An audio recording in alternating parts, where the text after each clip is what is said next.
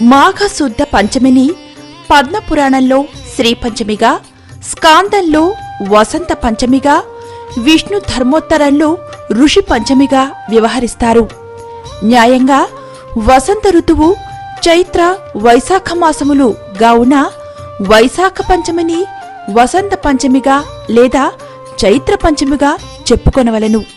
కాని ఆర్ష సాంప్రదాయంలో అనగా ఋషుల సాంప్రదాయంలో రాబోవు ఋతువు పేరు మొదటి వ్యవహరించుట పరిపాటి. కావున మాఘశుక్ల పంచమిని వసంత పంచమిగా వ్యవహరిస్తారు.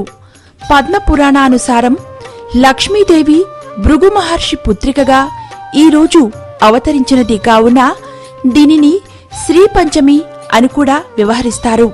ఇదే రోజున భృగు మహర్షి సమేతంగా 21 మంది ప్రముఖ ఋషులు కలిసి లక్ష్మీదేవిని సంతానముగా పొందవలనని శ్రీయాగమును ఆచరించిరి. కావున ఈ పంచమిని ఋషి పంచమి అని కూడా అందరు.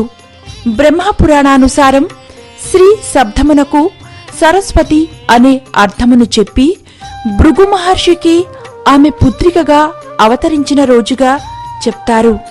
సరస్వతీదేవిని మల్లి, జాజి, మరువక పుష్పాలతో ఆరాధించి ఉపవసించి యథాశక్తి దానాదులు ఆచరించిన శాస్త్ర పాండిత్యమును మేధా సంపదను పొందిదరని చెప్పబడింది. దీని ఆధారంగా చాలామంది తమ పిల్లలకు అక్షర స్వీకార మహోత్సవము చేయుట పరిపాటి.